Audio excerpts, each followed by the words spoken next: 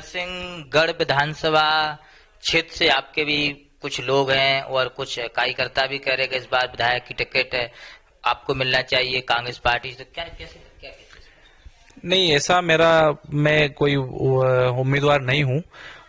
मैं कार्यकर्ता हूँ। कांग्रेस पार्टी मुझे अगर आशीर्वाद देती भी है, जो भी मुझे कांग्रेस पार्टी जिम्मेदारी देती है, मैं उसे पूरी तरह से जो है निभाने के लिए तैयार हूँ।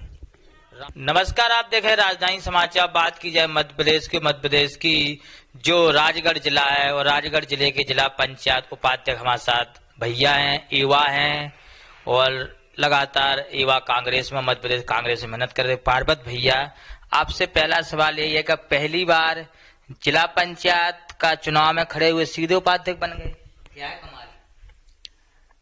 ऐसी कोई खास बात इसमें नहीं है। मुझे आदरणीय राजा साहब दिग्विजय सिंह जी का आशीर्वाद, आदरणीय कांग्रेस के वरिष्ठ नेताओं का आशीर्वाद मिला एवं क्षेत्र की जनता, वार्ड क्रमांक 11 की जनता ने जो मुझे आशीर्वाद दिया, मेरे ऊपर जो विश्वास जताया, इसी सब नतीजे और इन सबके आशीर्वाद स्वरूप मैं जो है जिला पंचायत का उपाध्यक्ष बन पाया। मैं इसका श्रेय आदरणीय बड़े राजा साहब दिग्विजय सिंह जी को देता हूं, जिन्होंने मुझ पर यह विश्वास जताया। आप कैसे देखते हैं इस चुनाव को और कैसे मेहनत रही और कैसे सफलता की आपने? इस चुनाव को लगभग मैं मेरी पहले से भी इस चुनाव के संबंध में मैं तैयारी थी, लगा था। लोगों की सेवा करना मेरे मन में था। मेरे परिवार में पूर्व से भी लोग, मेरे पिताजी राजनीति में रहे, मेरे पिताजी सेवा करते आए। उनके द्वारा ही मेरे मन में क्षेत्र की सेवा करने का भाव पैदा हुआ और मैं चुनाव लड़ा और जनता ने मुझे आशीर्वाद दिया।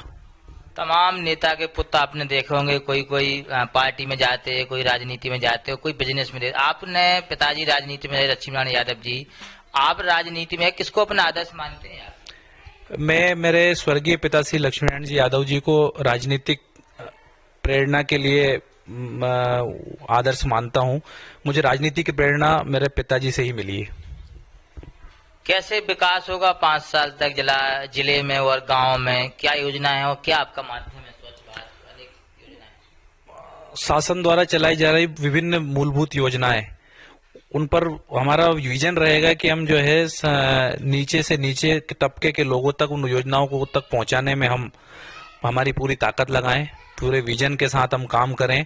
प्राथमिक, चाहे स्वास्थ्य हो, चाहे शिक्षा हो, चाहे जल हो, ऐसी छोटी छोटी चीजें जो हैं नीचे स्तर तक, हम जमीनी स्तर तक जो है छोटे परिवारों तक, मध्यम परिवारों तक हम पहुंचा सके, हम उसके लिए पूरी ताकत से साथ काम करेंगे।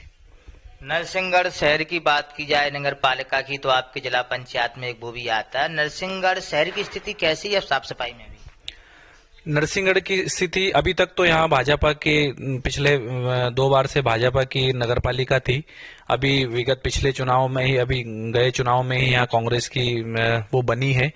अब धीरे धीरे हम उसको सुधार के और लाएंगे और जो कमी है नरसिंहगढ़ शहर में, उसको आदरणीय हमारे भाई साहब लोकेंद्र वर्मा जी नगर पालिका अध्यक्ष प्रतिनिधि जो बने हैं, उनके और हम सब मिलकर, सब सहयोग से हम नरसिंहगढ़ को स्वच्छ बनाने में पूरी मेहनत और ताकत लगाएंगे।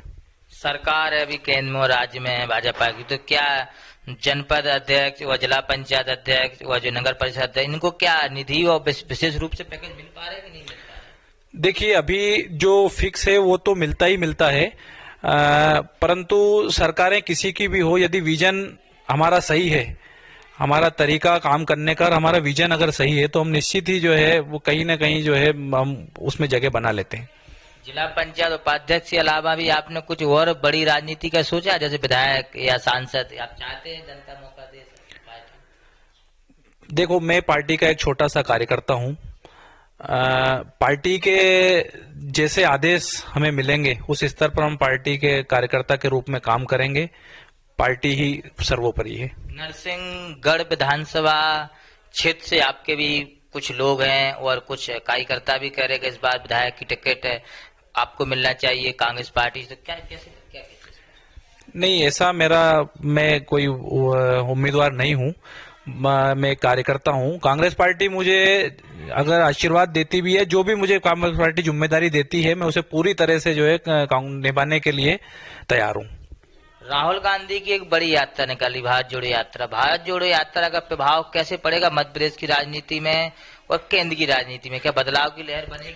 देखिए, निश्चित ही आदरणीय राहुल गांधी जी जो भारत जोड़ो यात्रा निकाल रहे हैं, उसके संयोजक हमारे बड़े राजा साहब आदरणीय दिग्विजय सिंह जी साहब हैं। पूरे देश को जो भाजपा ने विभिन्न माध्यमों से तोड़ कर रख दिया है, वो उसको एक जोड़ने का कार्य कांग्रेस पार्टी के लीडरशिप ने, कांग्रेस पार्टी के नेताओं ने जो किया है, निश्चित ही एक जो तैयार कन्याकुमारी से लेकर कश्मीर से लेकर कन्याकुमारी तक जो यात्रा हमारी निकल रही है, उससे काफी जुड़ाव मध्य प्रदेश के साथ ही पूरे देश में आदरणीय राहुल गांधी जी के नेतृत्व में, आदरणीय राजा साहब उसके संयोजक है, उनके नेतृत्व में काफी जुड़ाव हमें देखने को लगा। बीजेपी में इस यात्रा से लेकर हड़कंप मचा हुआ है।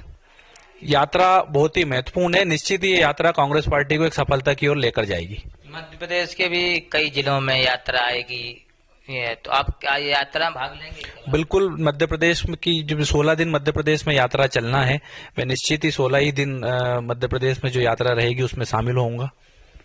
आप उपाध्यक्ष, जिला पंचायत अध्यक्ष भी युवा हैं। युवाओं की टोली, युवाओं के राजनेता, कैसे जनता तक काम की लहर पहुंचेगी? देखिए, निश्चित ही जब एक विजन के साथ हम काम करते हैं, हमारा एक तरीका होता है कि हम नीचे से नीचे तक हम कैसे लोगों तक बातें पहुंचाएं, कैसे हमारे विजन पहुंचाएं। आदरणीय हमारे अध्यक्ष जी भी युवा हैं, हमारे बड़े भाई हैं, तो निश्चित ही हम सब साथ मिलकर और भी पार्टी के कार्यकर्ता, वरिष्ठ नेतागण, हम सब लोग साथ मिलकर जो है पार्टी की बात को, पार्टी के सबको हम जो है लोगों तक, नीचे स्तर तक हम पहुंचाएंगे और आखिरी दम तक हम जो है लड़ाई लड़ेंगे और लोगों की उसमें मदद करेंगे। ब्यावरा राजगढ़ जिले या नरसिंहगढ़ के आजू बाजू जो अभी किसानों अति वर्षा हुई थी, आपने देखा होगा काफी फसलें नष्ट हुई हैं, उनको मुआवजा अभी तक मिला नहीं मिला? सर्वे कराई, प्रभारी मंत्री जी आए जिले में कि नहीं आए? देखिए, यही बीजेपी के दो पहलू नजर आते हैं।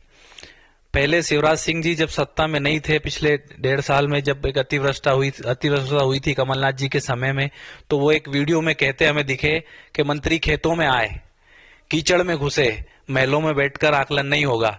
मैं पूछना चाहता हूं आदरणीय शिवराज सिंह जी से कि कौन से मंत्री आपके आज खेतों में आए, कौन से मंत्रियों ने आज कीचड़ में घुसकर देखा? और आप बोलते थे कि 40,000 रुपए हेक्टेयर से मुआवजा दिया जाए, क्या वो मुआवजे की कार्रवाई आपने आज पूरी की?